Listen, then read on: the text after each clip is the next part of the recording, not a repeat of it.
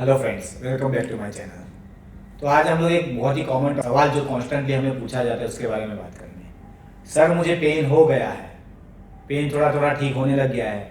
अगर ठीक भी हो गया उसके बाद मैं जिम जा सकता हूँ या नहीं जा सकता हूँ, उसके बाद मैं कोई एक्सरसाइज कर सकता हूँ या नहीं कर सकता हूँ। मेरे डॉक्टर ने मुझे मना किया है। डॉक्टर ने बोला है एक बार सर्जरी हो गई, एक बार पेन हो गया तो वेट उठा नहीं सकते हैं या कोई एक्सरसाइज नहीं कर सकते हैं। तो ये सारी चीज़ें सही है या गलत है वो हम आज देखेंगे। तो पेन को ठीक होने के बाद या पेन जब हमें चल रहा है, पेन जब जारी है, तो हमने पिछले वीडियोस में बात करी है कि एक्सरसाइज करना ज़रूरी है। मस्कुलोस्केलेटल पेन को दूर करने के लिए एक्सरसाइज बहुत ही ज़्यादा इंपॉर्टेंट होती है।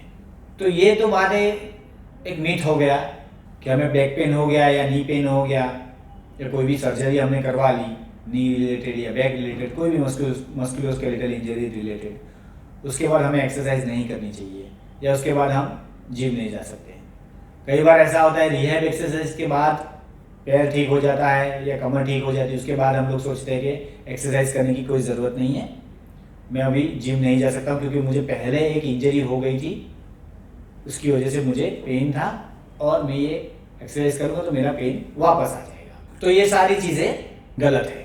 फेज 3 रिहैब जो होता है, यानी फेज 1 फेज 2 में ज़्यादातर पेन के ऊपर काम किया जाता है, पेन कम किया जाता है। उसके बाद फेज 3 रिहैब जो होता है उसमें हमेशा हमें एक्सरसाइज वापस करनी है, स्ट्रेंथनिंग, वेट लिफ्टिंग करनी है, जिम में जाना ही है, तभी हम एक हेल्दी लाइफस्टाइल मेंटेन कर पाएंगे। अगर एक्सरसाइज करना ही बंद कर देंगे तो हेल्दी लाइफस्टाइल कैसे मेंटेन कर पाएंगे।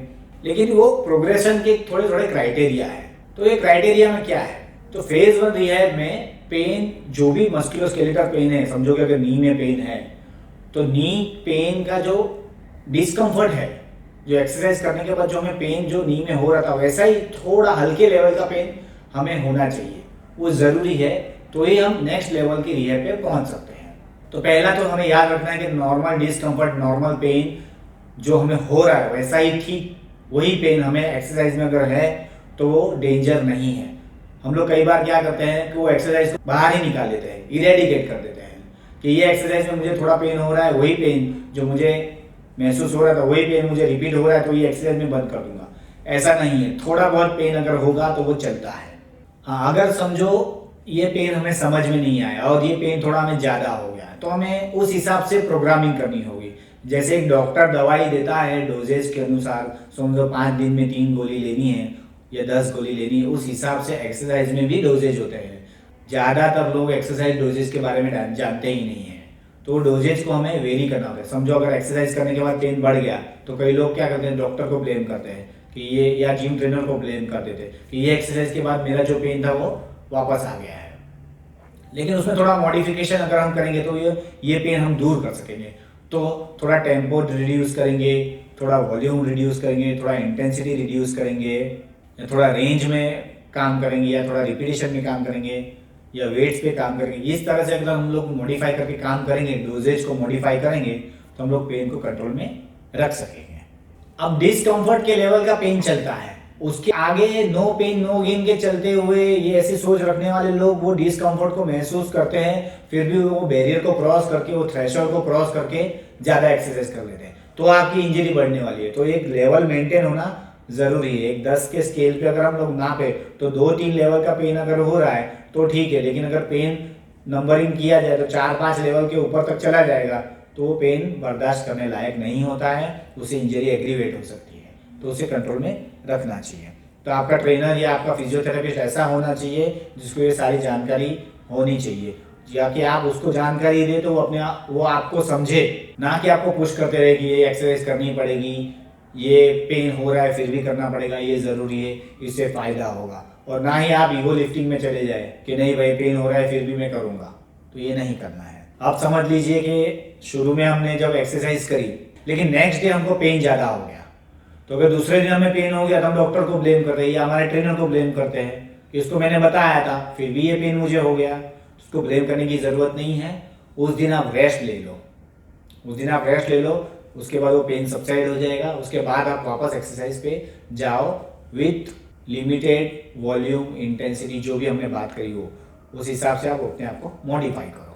अपने डॉक्टर के साथ या अपने ट्रेनर के साथ डिस्कस करो कि मेरा पेन बढ़ गया है, तो ट्रेनर को जानकारी होनी चाहिए कि ये पेन बढ़ रहा है तो मैंने उसे रेस्ट देना है। अपने पेन को रिस्पेक्ट करना है। समझो अगर एक एग्जांपल लें हम लोग स्क्वाट का, जब मैं पूरा स्क्वाट लगा रहा हूँ तो मुझे दर्द हो रहा है, तो इसका मतलब ये नहीं है मुझे पूरा स्क्वाट लगाते रहना है।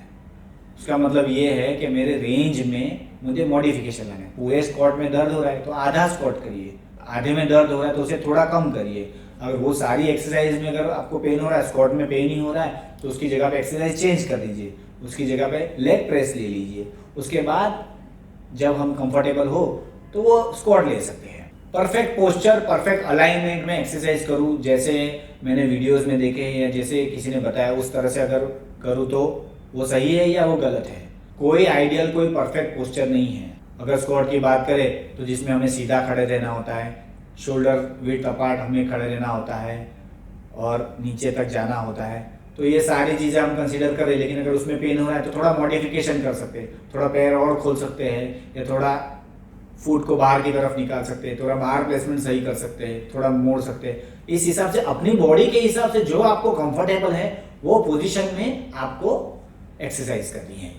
ये नहीं कि आपने कोई वीडियो में देख लिया, उन्होंने बता दिया कि इतना आर्च रखना है तो उतना ही रखना है, इतना नीचे जाना है तो उतना ही जाना है। अलग अलग बॉडी के हिसाब से कंफर्ट जोन अलग अलग होता है। जो आपको कंफर्टेबल हो उस हिसाब से एक्सरसाइज करनी है, ना कि एक टेक्स्ट बुक पोस्चर लेके आपको एक्सरसाइज करनी है। हाँ, बेसिक लेवल की जानकारी होनी चाहिए, जैसे न्यूट्रल स्पाइन रखना होता है, पैर थोड़े खुले रखने होते हैं। अभी न्यूट्रल स्पाइन रखने की बात आई है तो अलग अलग लोगों का डेफिनेशन न्यूट्रल स्पाइन के लिए अलग हो सकता है। जो न्यूट्रल स्पाइन मेरे लिए न्यूट्रल है वो शायद आपके लिए ना हो, तो आपको ढूंढना है, आपको अपने आप से पूछना है, अपने आप से फील करवाना है, अंदर से फील करना है कि कौन सा न्यूट्रल स्पाइन हो सकता है मेरे लिए, जिसमें मैं अच्छी तरह से खड़ा रह सकता हूँ और अच्छी तरह से एक्सरसाइज कर सकता हूँ। वो आपका न्यूट्रल जोन हो गया।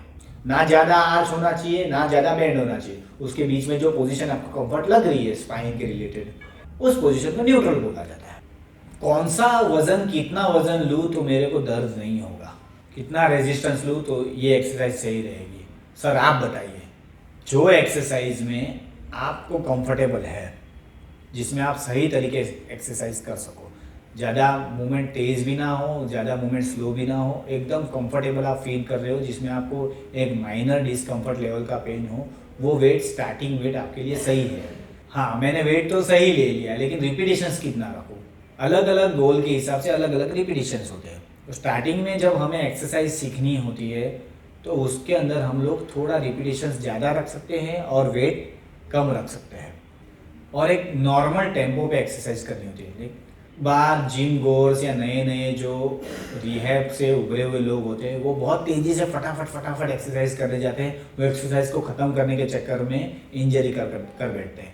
इसीलिए एक अच्छा ट्रेनर होना बहुत ज़रूरी है, जिसको ये सारी चीज़ें पता हो कि टेम्पो क्या होता है एक्सरसाइज का, वॉल्यूम का क्या होता है, इंटेंसिटी क्या होती है एक्सरसाइज की, किस इंटेंसिटी पे क्या हम काम करेंगे कि तो क्लाइंट को इंजरी नहीं होगी।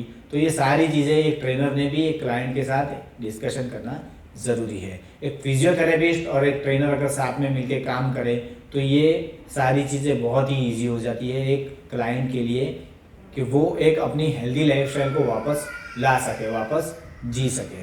ट्रेनर्स कई बार नो पेन नो गेन या ईगो लिफ्टिंग की सारी बातें पेशेंट के साथ या क्लाइंट के साथ डिस्कस नहीं करते हैं, उसके ही चक्कर में क्लाइंट इंजर्ड हो जाते हैं और वो ट्रेनर का या फिजियोथेरेपिस्ट का नाम खराब हो जाता है। शुरू में जब भी हम लोग एक्सरसाइज करते हैं तो माइंड मसल कनेक्शन की बात आती है। हाँ, शुरू में इंजरी प्रिवेंट करने के लिए माइंड मसल कनेक्शन बहुत ज़रूरी है, लेकिन एक बार अगर आप एक्सपीरियंस कैंडिडेट बन गए, एक बार आप रिहैब फेज से निकल गए, आप जिम में एंटर कर गए, तो माइंड मसल कनेक्शन पे ज़्यादा फोकस करने की ज़रूरत नहीं है। एक बार आपकी इंजरी अच्छी हो गई, आप ठीक हो गए, तो आप अपनी वेट लिफ्टिंग टेक्निक्स पे फोकस करना शुरू करें।